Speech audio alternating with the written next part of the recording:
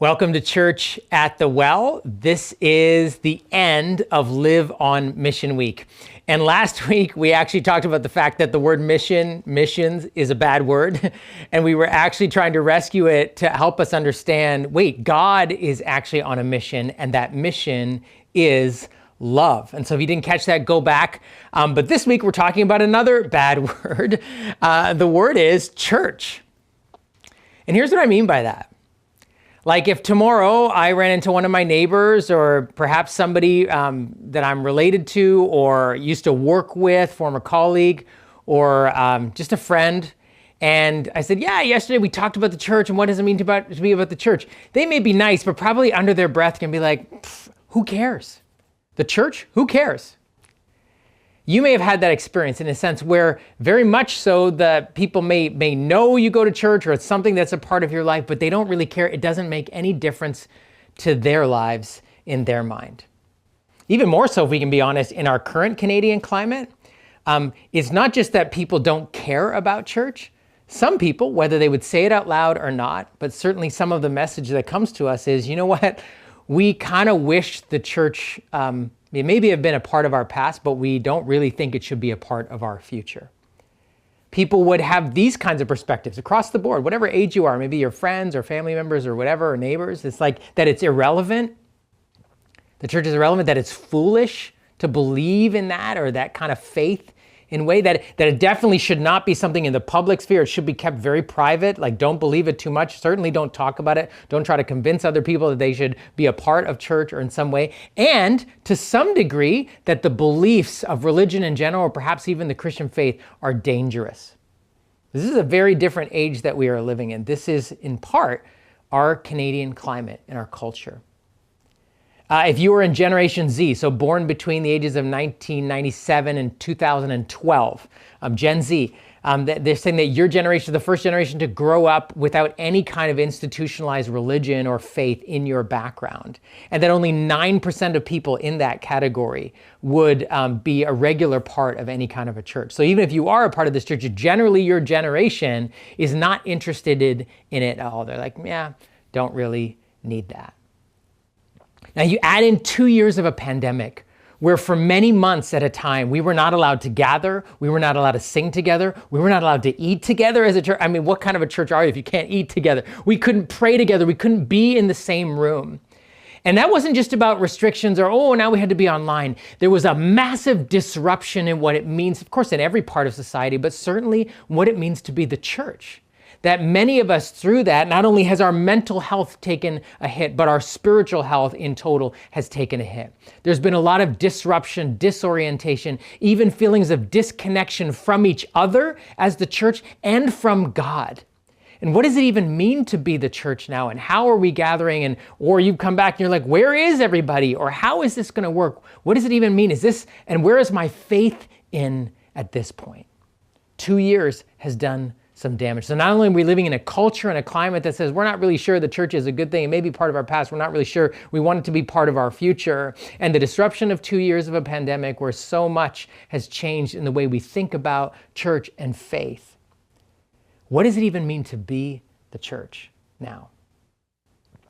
Now, in response to this and the culture we live in and the way we're at, there's really, at the risk of oversimplifying, two opposite but equally dangerous reactions or responses. One is to shake our fist, to be the people who campaign for our religious rights, who are angry at the way the world and the culture wants to marginalize our faith or tell us to keep it private, or, say we need to fight, that fist that says we need to fight. Remember the good old days when we used to pray in schools, when everybody went to church? That we need to campaign, that we can be angry at the world, that we can be judgmental towards people who are trying to marginalize us. We say we need to get the church back to where it was valued in society. We need to get out of the margins and back to the majority.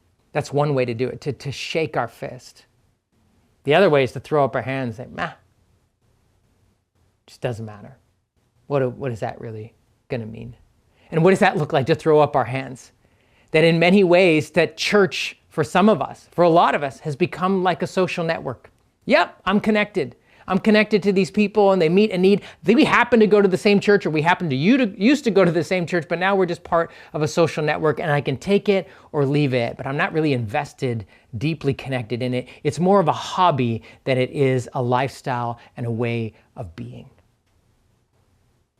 That this is just something that, it might or might not come back, or I used to do it and I don't anymore. These are two opposite but equally dangerous responses, and they're dangerous for different reasons. The danger of shaking your fist is that over time you become something grotesque. You cannot shake your fist for any long period of time without becoming hard and judgmental on the inside and the outside, without becoming the very thing the world hates the church for. Without becoming the very thing that we would look back in history and say, man, we've made a mess. You can't shake your fist for very long without becoming something grotesque. And so we need to be wary about that kind of posture and response to the world we find ourselves in. But equally dangerous and yet totally different. We cannot be naive for the fact that when you throw up your hands, the risk is that you become weak and old and thin and you disappear. That we allow ourselves to simply become absorbed in the culture, and over time, we just fade away. We disappear. That what used to be a conviction and a lifestyle and a family and a way of life is just one of many options in life. And over time, we weaken, we thin, we grow old, and we disappear. These are the two equally dangerous but opposite reactions to the world we find ourselves in. We are, if I can say this, friends, in a crisis as a church, at a crisis point.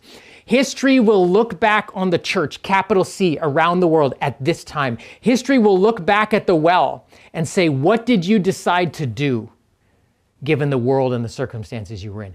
Who did you decide to become? Did you become something hard and grotesque?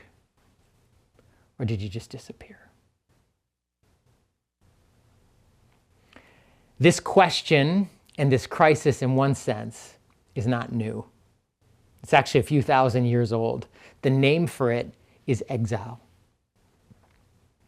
Exile is the condition and the place that the people of God actually have found themselves in many times. Maybe in history, most profoundly about 2,600 years ago, where the people of Jerusalem, the people of God who lived in Israel, were attacked by the Babylonians who became kind of the first world superpower. And what the Babylonians would do for any city and any country that they aimed to conquer was they would come in and they destroyed the temple. They destroyed the center of that country and that nation's religion. And so when they tore down the temple, it was saying, your God's not powerful. Your God's not in control. Our gods are now in control. And then they would tear down the city walls. So when they tore down the temple, they were tearing down their sense of religious and cultural identity. When they tore down the city walls, they were tearing down their sense of economic and ethnic and sort of geographic identity. They were saying, you're not safe anymore. The city walls were what kept you safe and strong. And so when those were destroyed, it was weakening a city. And then what they would do was kill some of the leaders very publicly to show their dominance and power. And then, very strategically, they would export all of the people who were educated, who were wealthy, who were priests or political leaders who owned land, who had intellectual property that they valued, and they took them all to Babylon, and they were going to brainwash them, get rid of their religion, get rid of their culture, get rid of their language, get rid of their way of life, and harvest, in a sense, all of the riches and all of the intellectual property and the wealth and the assets of the people that they took to make Babylon stronger. And they would leave all of the poor people, all the destitute people in the city who had no family, who had lost loved ones or whatever, so that the city would never be rebuilt, so it could never come back. This is what Babylon did to its enemies, and they did it to the people of God. And so the people of God became exiles in Babylon. And in Babylon, they faced the same challenges, the same temptations. Because in exile, let me describe this for you. You can see, even though it's 2,600 years old, it sounds strangely familiar. In exile, they were displaced and disoriented. In a sense, all of the markers of what was familiar and what was comfortable and what was home were either disrupted or destroyed. They were gone. It didn't feel like home anymore. It felt like a foreign place. It wasn't familiar. There was disruption and disorientation.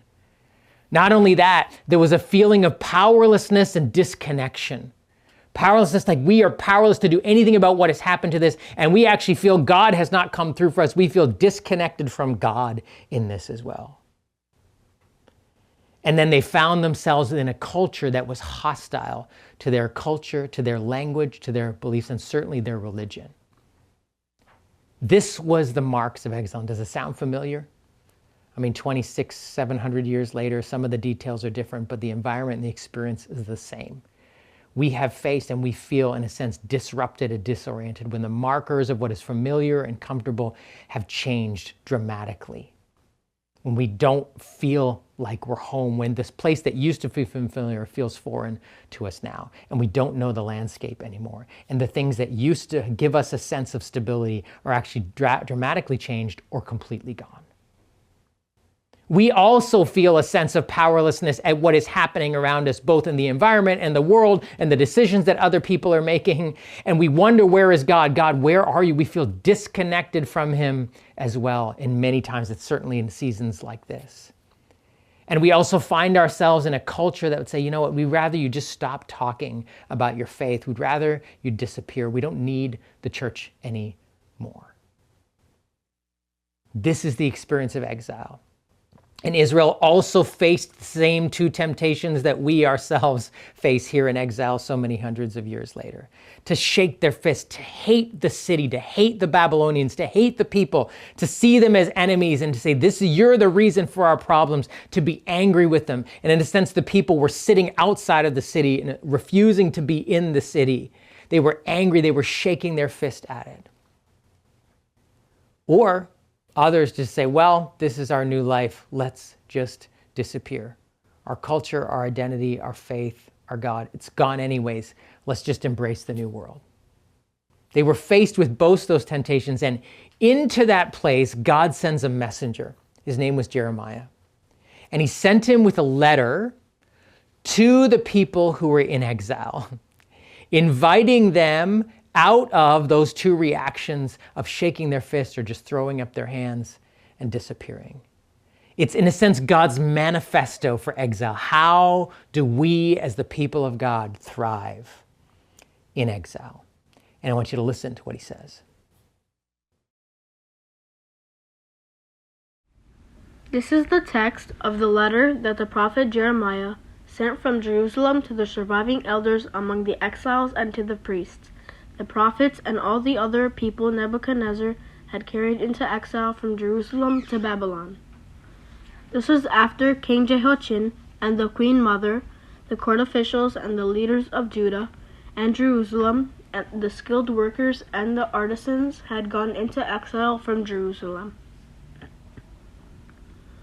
This is what the Lord Almighty, the God of Israel, says to all those I carried into exile from Jerusalem to Babylon. Build houses and settle down. Plant gardens and eat what they produce. Marry and have sons and daughters. Find wives for your sons and give your daughters in marriage, so that they too may have sons and daughters.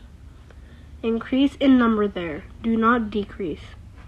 Also seek the peace of prosperity of the city to which I have carried you into exile. Pray to the Lord for it, because if it prospers, you too will prosper.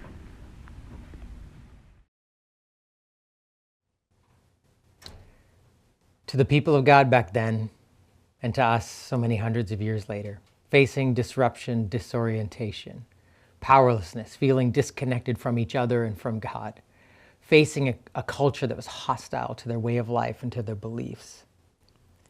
God says this, and he tells them one really important thing, the very first thing they needed to know.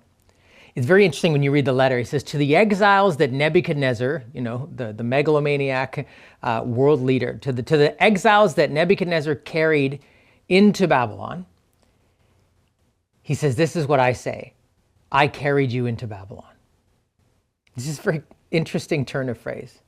I know that what you saw was Nebuchadnezzar carrying you into Babylon. He destroyed the temple where I live and he took you away from, quote, me and brought you into Babylon. But God's saying, I walked with you. I am actually with you right here. Which is another way to say, you are not in the hands of your culture or your government. You are in the hands of God. You are not at the mercy of or in the power of your government or your culture. You are in the hands of God. They were so tempted to give power to this powerful king and this empire that had basically destroyed them in one fell swoop. Very easy, in a sense, to give power to the things that seem so visibly in control and controlling us. And God says, no, I am with you, even here in exile. And because of that, he says, I don't want you to shake your fist and I don't want you to disappear. Here's what I want you to do. And he tells them two really important things. Not only that we're the manifesto for exile, how to thrive in exile for them then, but us too. We in each of our three sites in King and Bolton and Vaughan, as we seek to say, what does it mean to be the church in this time? The very words that God gives them are the words he gives us as well. First, he says this, make this place home.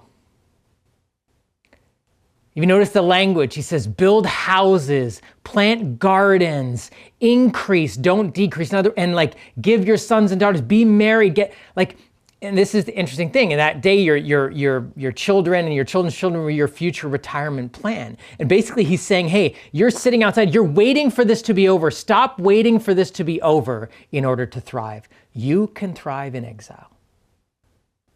You can be here. You can plant gardens. You can build houses. You can plan to be here for a long time. This isn't going away anytime soon. So put down roots.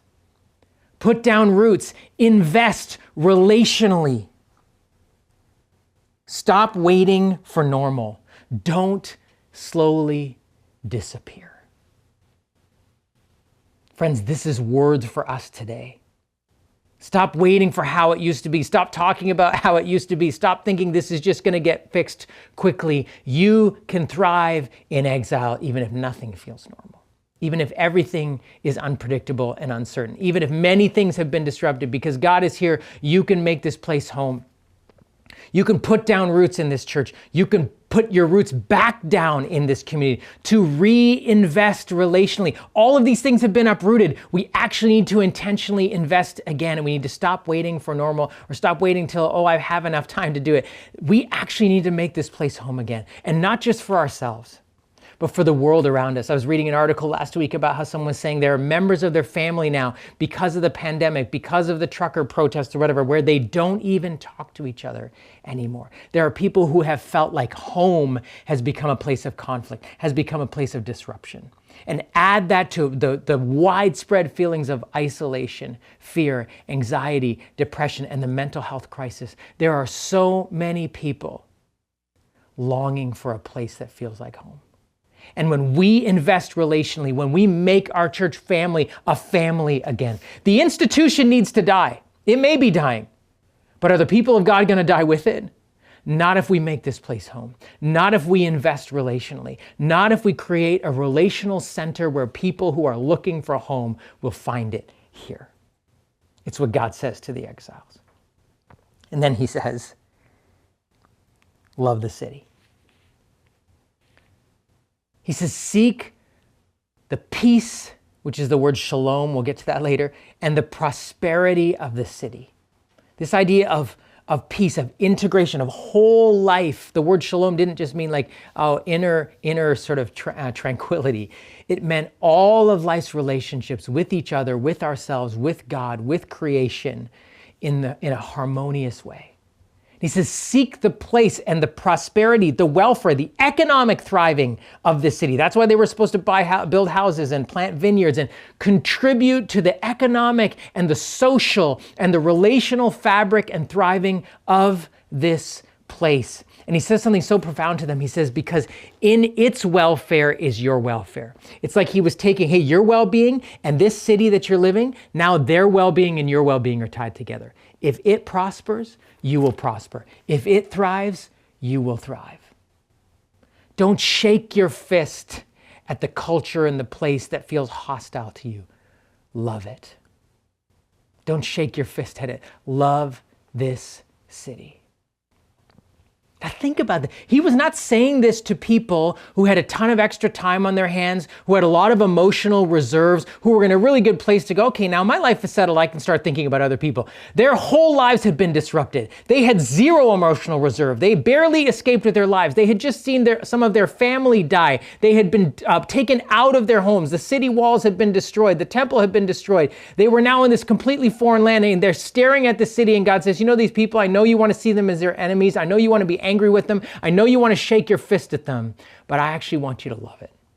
I actually want you to invest and seek the welfare and the shalom of this very place.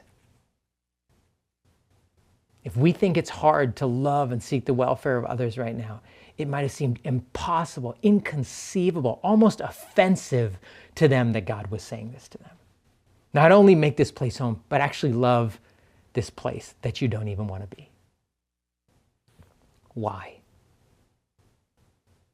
Well, he goes on to say a verse which I did not read for you because maybe some of you already have it tattooed on your body or it's in some place in your house or whatever. And we quote it a lot, and I'm afraid we misquote it because we apply it to anything and everything we want to do. Here's what the verse says. For I know the plans I have for you, says the Lord. Plans to prosper you and not to harm you. Plans to give you hope and a future.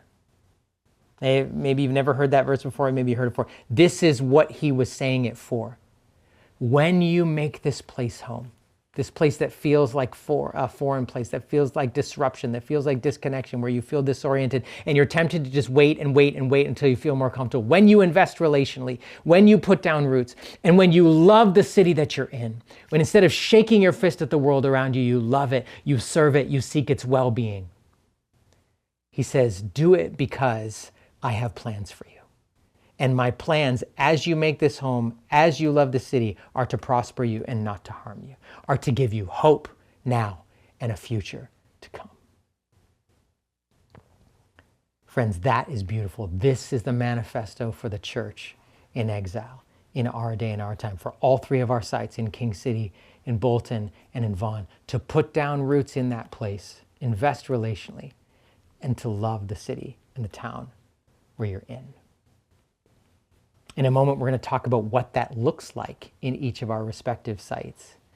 But I want to pause here and give us a chance to respond in worship. It's a song called Build My Life. It's a picture of actually investing, of building a home, of making a foundation. It says, I'll build my life on your love, God, and then lead me in that to the people around me.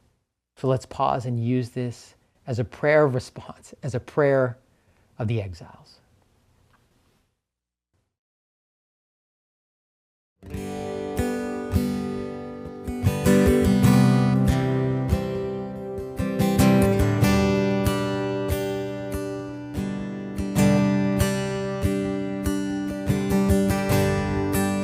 Worthy of every song we could ever sing, worthy of all the praise we could ever bring, worthy of every breath we could ever breathe. We live for you.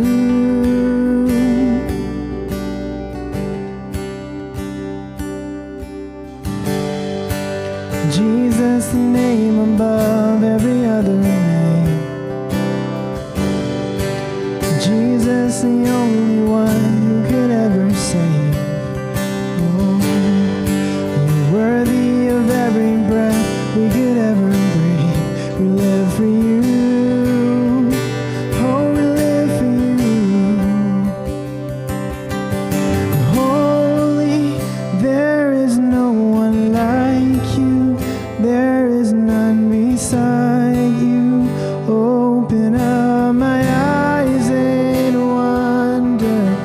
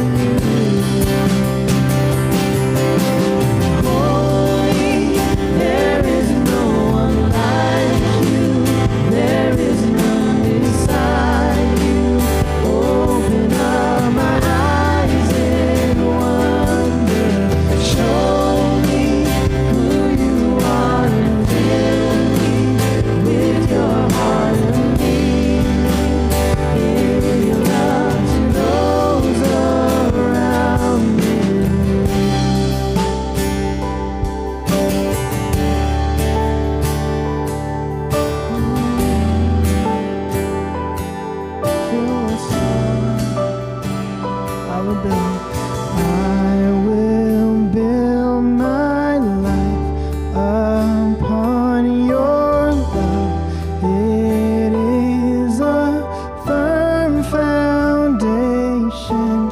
I will put my trust in you alone, and I will not be shaken.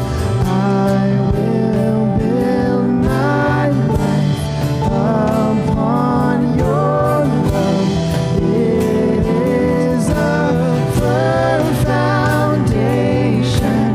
I will put my trust in you alone, and I will not be shaken. Holy, there is no one like you.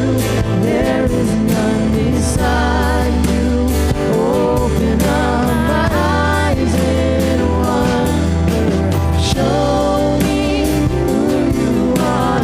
Fill me with your heart and lead me in your love to those around us. I will build my life upon your love. It is a firm foundation. I will put my trust in you alone, and I will never be shaken.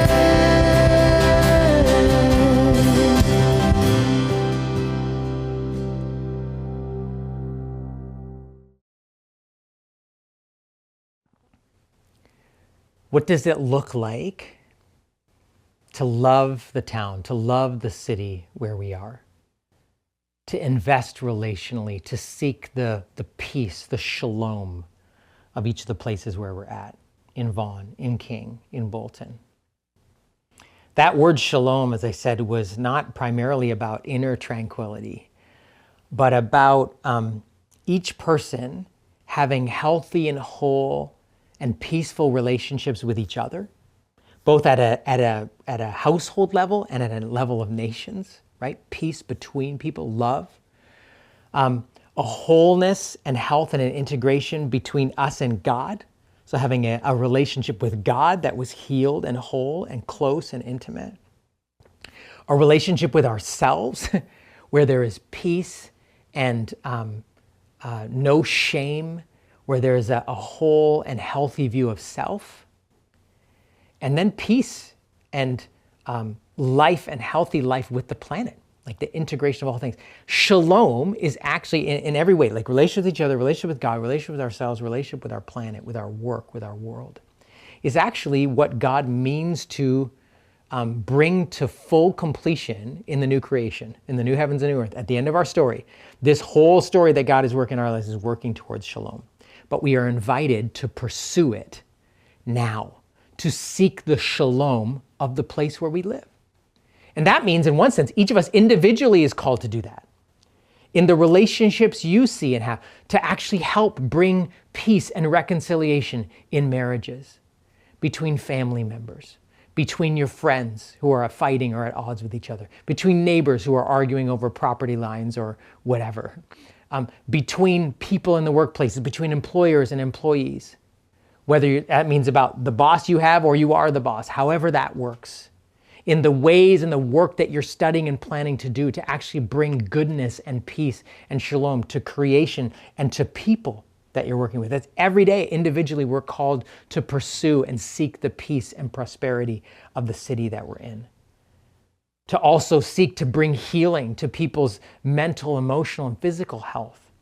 To help people who are suffering with isolation and crisis, and to be present in their lives, to be an agent of peace and love and acceptance, to make your own home, to make your own cubicle where you work, or your own desk, or your sports team, or whatever, a place of peace and rest.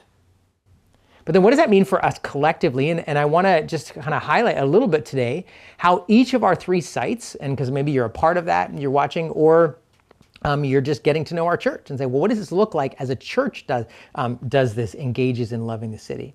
And there's lots of different ways, but there's three in particular where we have partnered with in each of our sites a community or an organization that is doing the work of shalom in the place that where we are. And I want to give you just a glimpse of each of those.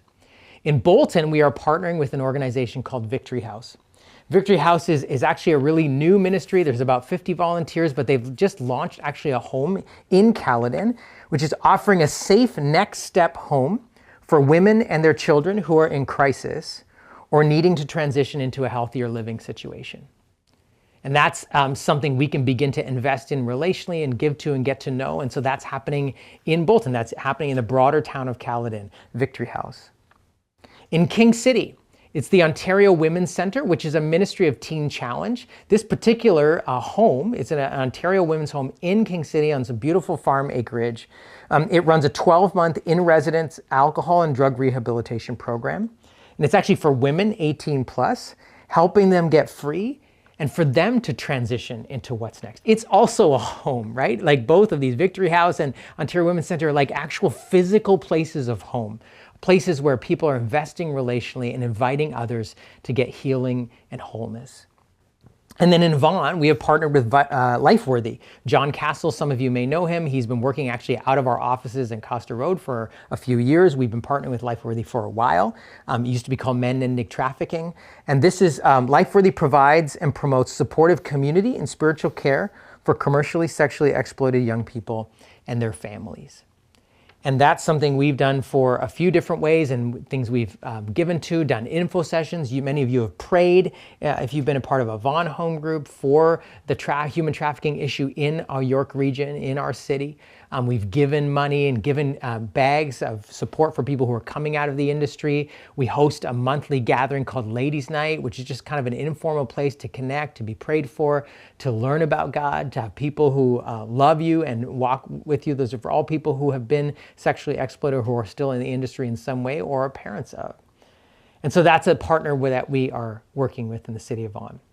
This year for Live on Mission Week, we have a goal to raise $10,000 for our international work. We talked about that last week, but anything over and above that $10,000 is actually going to be divided across our three sites to invest in each of these three local partners. And here's the thing, this isn't just about money that we're giving to support, although that's really valuable. And if you haven't had a chance to give to that, you can actually go online to thewell.ca and you can give to that $10,000 goal. And by God's grace, we'll overshoot that a lot. So we can actually give a lot to each of these three places, to Victory House, to Ontario Women's Centre in King City, and to LifeWorthy. But this is something, friends, that we are actually saying, no, we need to invest ourselves relationally by giving, by praying, by serving. There are opportunities and there will be opportunities to serve, to say to these partners, we are with you for the long haul.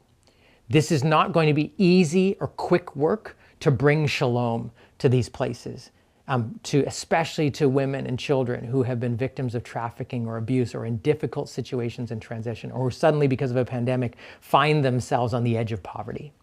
This is not quick or easy, and so we want to partner with these partners who are loving the city well and love them as well.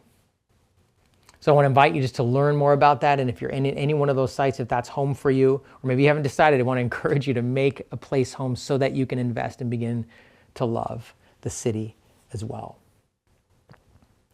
As we close our service today, before the band leads us in a final song, we get to celebrate communion together. This is the elements of the cup and the bread, which, if we can say today, they symbolize, in a sense, Jesus being broken so we could be made whole. Jesus giving himself in his life to bring us home. But it's also then a symbol to say, as we share in it, which we're going to do in a moment, and if you have a cracker or a piece of bread or whatever that is, you can grab that, and whatever juice or water or whatever you have around. As we participate in that, we're not only saying, oh, Jesus, you did this for us. We are receiving his invitation to say, hey, be willing to be broken for others. Be willing to be sacrificed for the good of others. Even when you feel like you're in a place of displacement or disruption and you don't feel like you have a lot to give, you can give. I know the plans I have for you, plans to prosper you, plans to not to harm you, to give you hope and a future. That's what the communion invitation is, not just to receive the gift of God, but to become the gift of God to others. And so Jesus, on the night he was betrayed, he took bread and he broke it. He said, "This is my body, broken so that you would be made whole." The same way he took the cup. He said, "This is my blood spilled as a new promise, a new way of bringing you home, of bringing you back to God, of bringing you back to each other, of bringing shalom into your life." But as you take it today, not only do we take it to receive this, but take it as a prayer to say, "God, help me be willing to sacrifice. Help me be willing to be broken, even if I feel like I'm in a bit of a broken state right now. Help me to be willing to invest in the lives of others. Help me to be willing to have a love. Give me the love that you had for me, for the city and the people that I live with." And so let's take this together.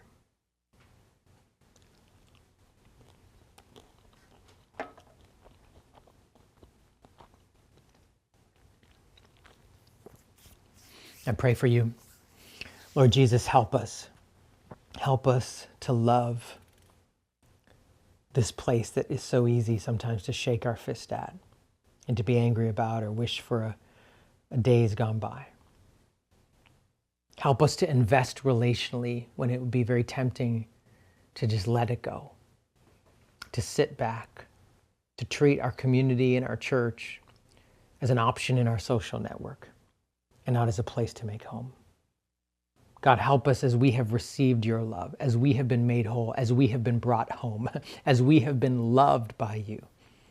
Help us to be that kind of community in the places where we live, so that history in 20, 30, 50, 200 years would look back and say, that community made a home for the people around them. That community loved our city. In your name we pray. Amen.